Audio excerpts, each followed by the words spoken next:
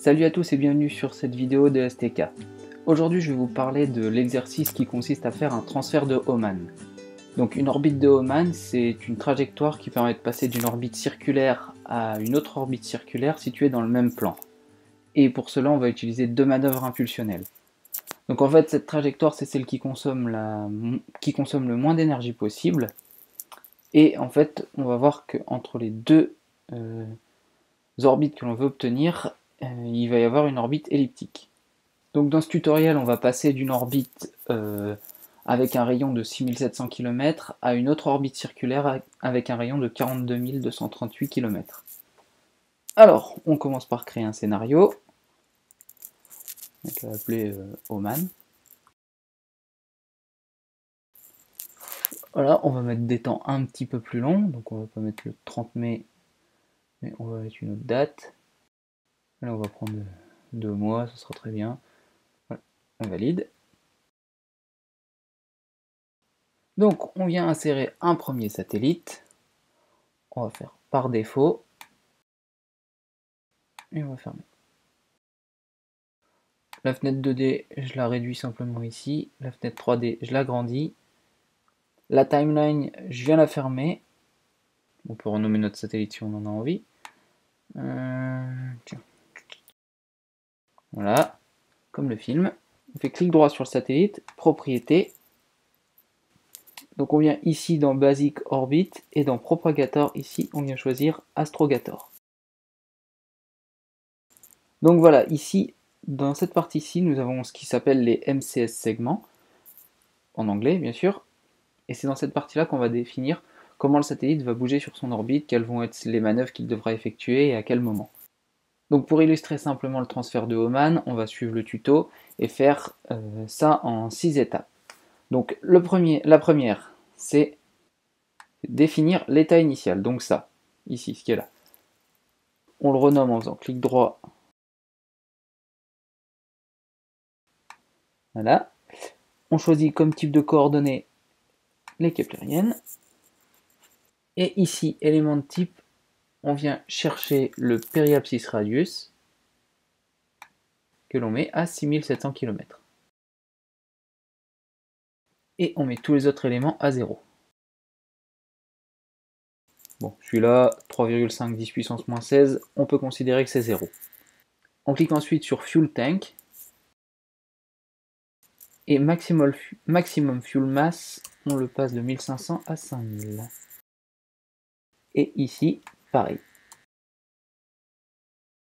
On clique ensuite sur Propagate. Et ici, dans le Propagator, c'est ce qui est ici, on vient chercher Earth Point Mass. Ok. Voilà, et on va mettre ici la durée de ce Propagate à 7200 secondes, donc 2 heures.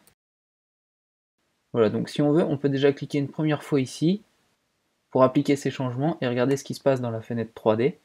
Voilà, donc le satellite GoldenEye est sur une orbite de rayon 6700 km. Le rayon part bien du centre de la Terre, hein, pas de la surface. Et donc voilà, donc l'orbite est circulaire comme on peut le voir, et elle est inclinée à 0 degré. Enfin, elle n'est pas inclinée, donc elle est sur l'équateur. Elle est confondue avec l'équateur. On revient dans la page du satellite. On va insérer un segment juste après le propagate, donc clic droit sur propagate, insert after, et on insère un maneuver.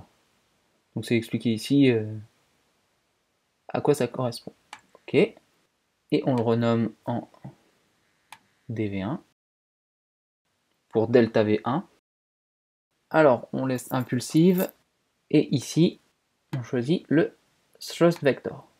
On choisit les coordonnées cartésiennes, les thrust axes, les VNC. Suivant la valeur en X, on met. On va ensuite voir dans Engine, et on coche cette case. Voilà, donc ça, c'est une impulsion qui nous permet de changer d'orbite, et on va donc vouloir rester sur cette orbite un certain temps. Donc on va venir mettre un deuxième propagate, que l'on va appeler transfer ellipse. Si on double-clique dessus, on peut venir changer ici la couleur. Donc on va, au lieu que ce soit vert fluo, on met du rouge, par exemple. Ok. Ce sera important dans la fenêtre 3D, ça va permettre de distinguer laquelle est laquelle en fait. Donc ici, on revient choisir dans le propagator Earth Point Mass. Alors cette fenêtre, ça s'appelle la fenêtre des Stopping Conditions. Pour vous expliquer simplement, il suffit d'aller dans l'aide et de chercher.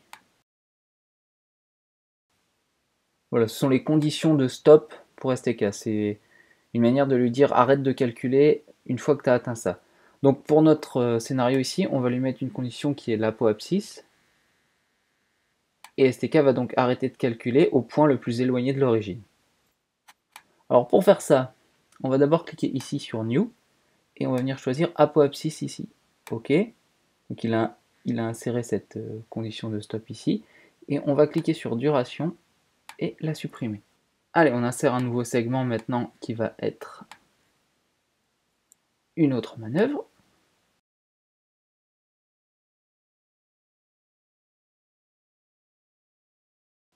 Donc toujours impulsive ici. On the attitude, ok, donc thrust vector. On choisit les coordonnées cartésiennes. On reste bien sur les axes VNC de la Terre. En X, on va venir mettre 1,465 km par seconde. On clique de nouveau sur Engine, on coche cette case, et enfin ici, on vient insérer avant la fin notre propagate, un dernier, qu'on pourra appeler en français orbite finale, mais là on va l'appeler outer orbit. Et on va changer sa couleur, et on va la mettre en orange par exemple. Voilà, donc dans le propagator, on change de nouveau et on met Earth Point Mass. Et la durée, on va mettre 24 heures. Voilà, maintenant on clique ici. Donc en cliquant ici, ça lance tout ça, jusqu'à cette flèche-là, et c'est à cette flèche-là que ça s'arrête. Et si on vient voir dans la fenêtre 3D, voilà, donc on voit notre première orbite circulaire ici, l'orbite de transfert qui est ici, et enfin l'orbite finale qui est là. Donc si on anime le scénario,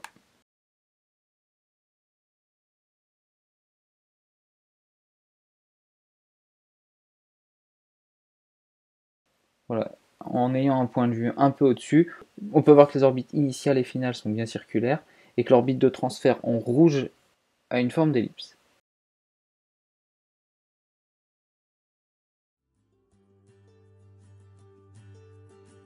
Voilà, donc c'était juste une petite vidéo pour vous montrer comment faire une transfert de Hohmann à l'aide du tuto de STK. A bientôt!